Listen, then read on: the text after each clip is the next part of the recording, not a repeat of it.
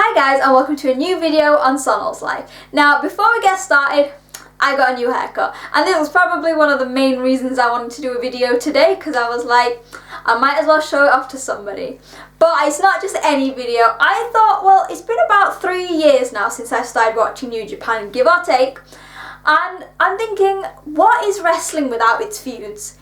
That is the reason that we watch it. We want to watch two guys fighting over something, whether it's a title, whether it's just because they hate each other, or just because they can. And I was thinking, well, what are my favourite feuds in New Japan? Not what my favourite matches are, or what I think other people like, but personally my favourites. And because of that, this list is probably going to be a lot more like recent, but hopefully you guys enjoy it, and maybe some of you even share it, so let's get going. Right, so at number 5, now everyone's going to be like, well, why is this at number 5? Why isn't it any higher? I've said this is personal preference, and it's also one of the only feuds that's been going on way longer than I have actually been watching New Japan, and that is Kazuchika Okada versus Hiroshi Tanahashi. Now this literally started all the way back in like 2012, I think, and is even though it's less, it's still going on today. Over the years it has evolved, and that's why I think it's not only one of the best rivalries and feuds for me, but pretty much for anyone who watches New Japan. It started way back when Kazuchika Okada came back from his excursion and challenged the babyface Tanahashi for his title. Bearing in mind, Kazuchika Okada was a heel here. He was arrogant, cocky, people didn't like him, and to be fair, Chaos was still a heel faction back then. He beat Tanahashi for the title, and over the years they kept meeting again. But as the years continued, Kazuchika Okada changed who he was. He went from this heel guy that people really didn't like to one of the big faces in New Japan and a pure baby face. And I found that even after Tanahashi and Okada came together, you know, because of Jay White, because like he says, everything is because of him. Their feud, or whenever they get in the ring together, there is something special about them. I mean, they're not two of the best athletes in New Japan for nothing. And they are both, I guess they're very similar but very different. They were raised in different eras of New Japan. They trained in the same system but with completely different sort of views and outlooks on life. But when they get into that ring, they are both athletic, especially now they have heart. They want to do good things for the fans. We all know that over the years, in so many different countries, there are these top feuds that you'll always remember. And I think that's the thing. Whenever you hear Okada's name, it's going to be known with Tanahashi. Same with Tanahashi. They have had some amazing fights, whether it's for the titles, in tournaments, or even now when they're in tag matches. There is something special about them, both as opponents and as teammates. And I think it helps that they're both two of probably the nicest guys in the world. Like, Tanahashi is Tanahashi and Okada is Okada. And when you put two people who really are more similar than they expect, then you're going to create magic. And even though they're both good guys, they're both technically friends, I want to see them continue fighting. I want to see them bring the best and the worst out of each other. And I think that's what you need in a feud. You need two people who are willing to risk it all to make sure they win. And please, New Japan, please keep giving us Okada versus Tanahashi, because it's been a while and I miss it. Number 4. Now, it is, I couldn't have this list without these two people on it, and it is the Battle of the Brits, the feud between Zack Sabre Jr. and Will Ospreay. I honestly cannot tell you how long these two have been feuding, because it spans countries, companies, years. Like, it's literally one of the, I think it's sort of maybe the British version of Okada and Tanahashi. The two have been fighting for as long as I can remember. And I think unlike Okada and Tanahashi, where there are more similarities than differences, these two are completely different people. Even now, with Will Ospreay being a heel, they are still two completely different wrestlers. We'll start sort of looking maybe at their past stuff. So if you think about it, when they both started wrestling each other, you have Zack Sabre Jr., the submission guy who focuses on a mat-based offense. But then you've got Ospreay, who was called the aerial assassin. He flipped, he flew, he took risks, and these are some that Zack Sabre Jr. isn't a fan of. I mean, do you remember the time where Ibushi moonsaulted and then Zack was like, well, if someone tries to moonsault off a balcony, just move. And it's simple things like that that show really they are two different people. And don't even get me started on their personalities. Like, they just don't like each other, and that just sort of means more when a feud happens, because if there's a genuine hatred for each other, it's almost like you're thinking, well, they're gonna put everything on the line. They don't care what's gonna happen because they need to beat each other. Even now, with Ospreay taking a bit more muscle and a bit more ground-based offense, he's still very different to Zack Sabre Jr. But what I love about this feud is the more times I've seen them, you start to see the two meshing together.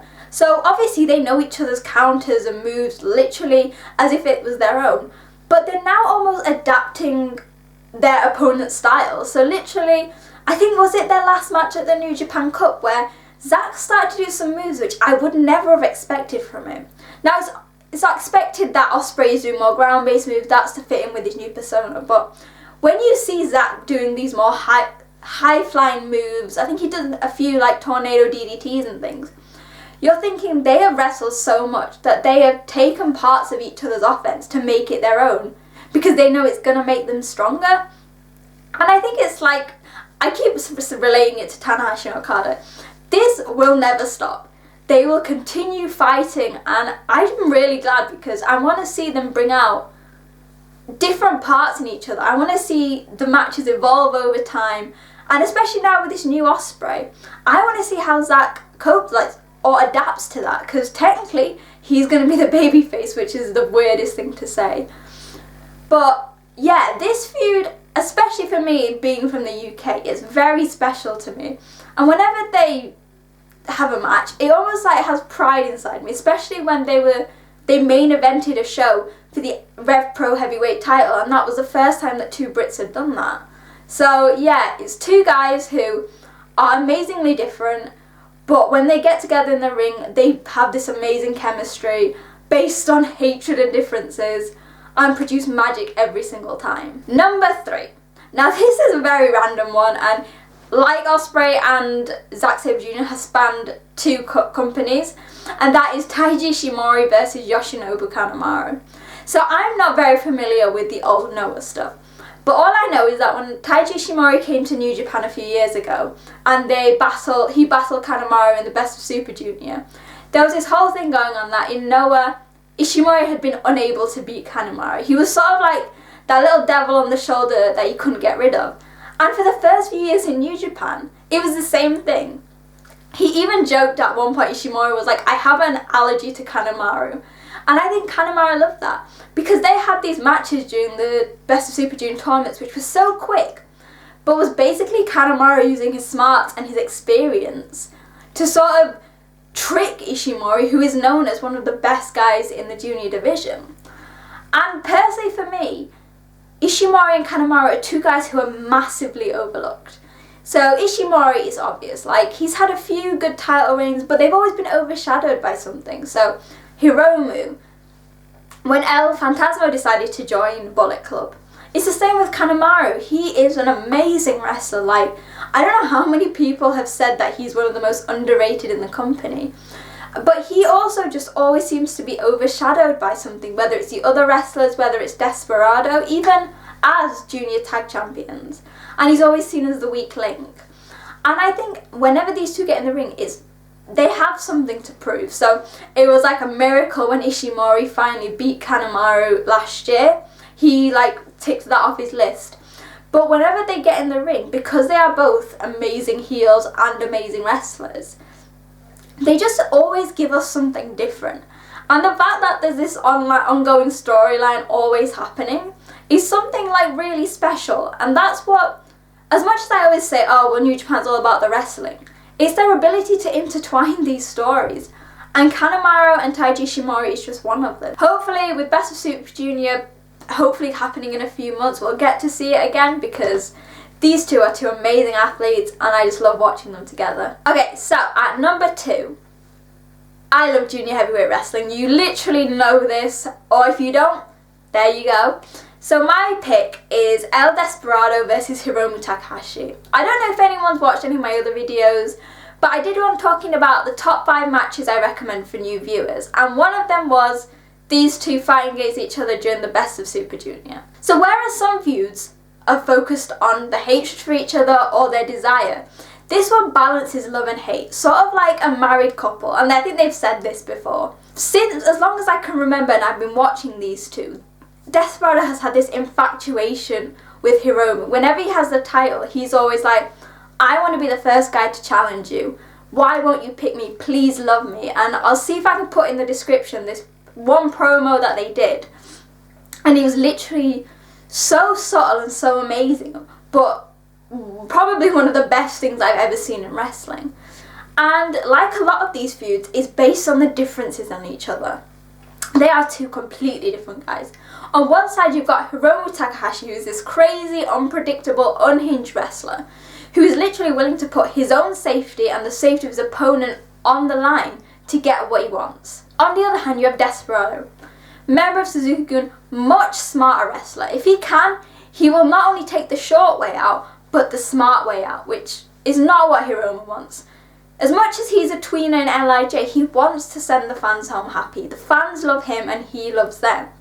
And that just makes their differences in the ring and makes their matches even more exciting, because we see these two very different people blend together. I'm not just repeating what I said in that other video where I talked about this match, but it was the one moment where Hiromu ripped off El Desperado's match, and it happened, I think, in their first meeting at the Best of Super Junior and last year's final. Most of the time when your mask comes off, well, not mine specifically because I'm not a masked wrestler, but when masked wrestlers' masks come off, it's a huge thing. It is their identity.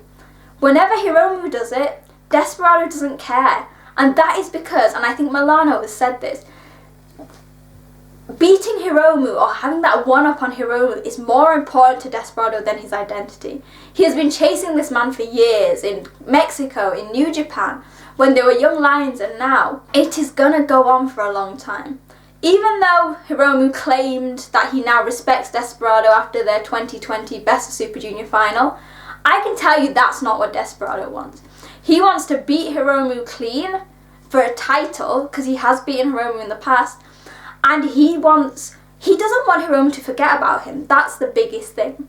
He doesn't want to be liked by Hiromu, he doesn't want to be hated by Hiromu, he wants to be noticed. And the fact that whenever they do promos or matches it's like watching a movie is just another bonus. And now we are at number 1. Now I was toing and froing about where to put this on the list, because I was like, people are just going to assume it's obvious. But I had to, because I have to trust my heart, and it is Jay White and David Finlay. It's similar to Hiromu and Desperado, I've spoken about it so many times. But their feud is something that is just very special, not just because it was the first feud that really got me hooked into New Japan. The story behind it, if anyone doesn't know, the two of them joined the dojo around the same time and would team together literally all the time. They were basically Sho and Yo back then, or if you say maybe Shota Umino and Red Narita, Yumura and Tsuji. They were inseparable. They would wrestle each other, they would wrestle together, and they always just looked like they had such a good relationship. Obviously Jay White went on an excursion, came back as a switchblade, and literally as soon as they came back, things turned 180 degrees. Finlay challenged Jay White for his new title, so it was the US title, and instead of your friendly friend-on-friend match, Jay White proved that he is no longer the man he used to. He is no longer the young lion with the blue eyes. And from then, it became personal, and that's what feuds need to be. Yes, fighting for titles is fine, but when you get personal and you see a friendship break, then that's when they create the best stories. So they had very good matches in, I think it was the New Beginning and the Dontaku Tour, all the way back in 2018, I think. And from then, we've not seen the two have a proper feud together, but whenever they get in the ring, it's almost like I'm on the edge. When they're in it might be even something simple as a tag match, but I'm just there like, can you get Finlay and Jay in the ring? Because despite, I think, their paths being as far apart as possible at the moment, there's always going to be something when they get in the ring. You can see a twinkle in both of their eyes like, right, we're getting in the ring, let's see what's changed. And obviously the big thing happened at the New Japan Cup when, after years and years, and the Undertaker streak, no, the biggest streak in history is Jay White's massive winning streak over Finlay. When he finally beat Jay clean and broke that reignited my love for this feud, because I thought, well, Finley's beat Jay now. Jay's going to want to do something back. He's not going to let that happen. And it's something like that where you have the ability to get hooked on like a single match or even hooked in a single tag match, and you think this feud is special, and it's something I want to keep seeing. I mean, I've been vocal about this on Twitter, which I'd love to see Jay and Finley wrestle together as a team. But for me, they are so much better as opponents. They bring out the best and worst in each other, they have history, and they put on amazing matches with two very different styles. So that was my list. Let me know in the comments, what are your top New Japan feuds? Is it any of mine? Or is there someone that I managed to miss? Because I feel like New Japan are just known for their great feuds. So remember, make sure to talk to me on my Twitter at wrestling_chat in the comments below. Please like, share, subscribe to my channel, and I will see you guys next time. Bye!